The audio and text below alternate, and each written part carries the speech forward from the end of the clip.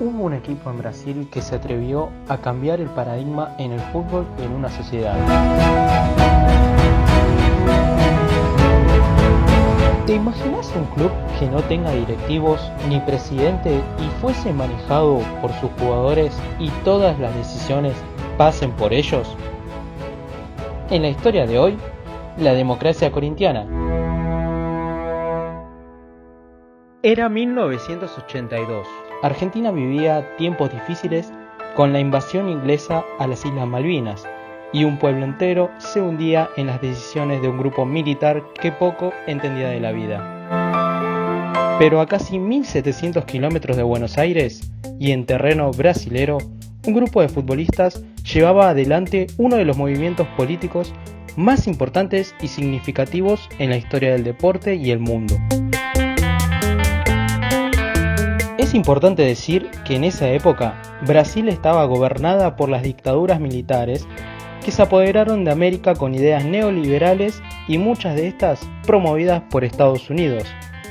Y en plena Guerra Fría, todo esto estaba definido e influenciado por dos corrientes, el comunismo y el capitalismo. El fútbol no iba a escapar de esta situación.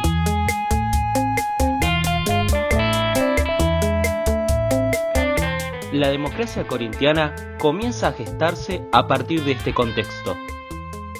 Y uno de sus principales creadores fue Waldemar Pires, quien logró imponerse en las urnas del club en las elecciones a presidente. Pires decide crear un puesto en la Dirección General de Fútbol y es ahí cuando aparece un sociólogo y militante político, Adilson Monteiro. Su relación con los futbolistas iba a ser clave para imponer sus ideas acerca de la igualdad entre los jugadores, dirigentes y el resto de los puestos en el club. Todas las decisiones, desde la contratación de jugadores, dónde hospedarse, los días de concentración, la suba o baja de sueldos, continuidad del entrenador y horarios de entrenamiento, entre otras cosas, se decidían mediante una asamblea general en la que todos participaban, desde el presidente hasta el utilero, y todos tenían el mismo peso en el voto. Pero para llegar a este punto, Corinthians y su gente sufrió mucho. En los años anteriores, los éxitos no se daban. Las victorias cada vez eran menos y en el torneo paulista nada salía bien. Cuando la democracia corintiana se estableció, mucho tuvo que ver Adilson Monteiro, pero la gente se vio esperanzada con la figura de un jugador flaco, de barba tupida, con piernas delgadas y una altura de 1,90 m. Ese jugador era Sócrates. Con el tiempo, su imagen se convertiría en el símbolo de este movimiento histórico y sin precedentes en el fútbol y el mundo. Sócrates era jugador, pero también estudió medicina y pudo graduarse en 1977 en la Universidad de San Pablo. Por eso, en Brasil se lo conoce como el doctor. Sus padres trataron de influenciarlo en el estudio también para que no tenga solo el fútbol como sustento en su vida. De hecho, se dice que uno de los episodios en los que él tuvo el interés de las luchas sociales fue durante su niñez, cuando su padre tuvo que quemar libros por miedo a la dictadura, y se incrementó más cuando estudió en la universidad. ¿Y por qué Sócrates fue la imagen de este movimiento y la esperanza de todo Brasil? Fueron varios episodios los que Sócrates protagonizó para llevar adelante su lucha. Durante sus partidos con la selección de Brasil y con el Corinthians, Sócrates solía llevar una vincha con mensajes políticos y de protesta, y junto con sus compañeros decidieron también enviar mensajes por medio de las camisetas que usaban para disputar los partidos. Además, la democracia corintiana ya comenzaba a traspasar la frontera de su club, y se metía de lleno en la política cuando apoyó en su momento a la candidatura como presidente de Brasil de Lula da Silva.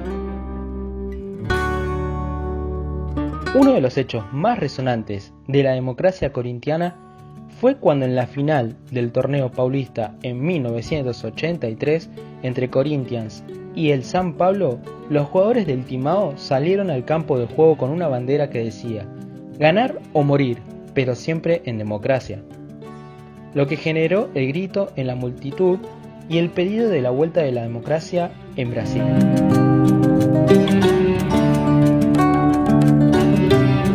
Entre 1982 y 1985, Corinthians escribió grandes páginas de gloria en su historial, donde participó en finales y consagraciones. Muchos le atribuyen esta victoria a Sócrates. Sin embargo, este movimiento se fue apagando con el tiempo y murió aquel día que Sócrates decidió irse de Brasil en 1984.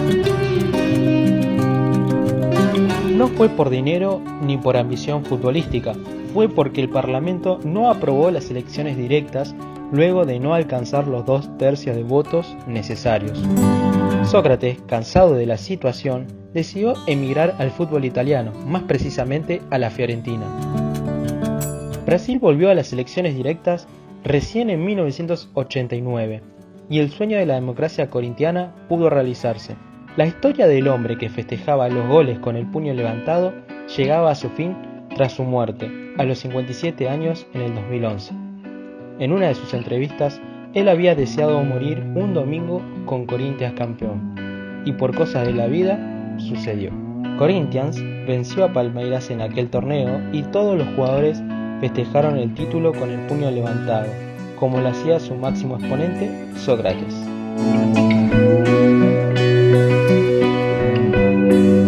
La democracia corintiana fue un movimiento que marcó un antes y un después en la historia del fútbol y en la lucha de las clases sociales.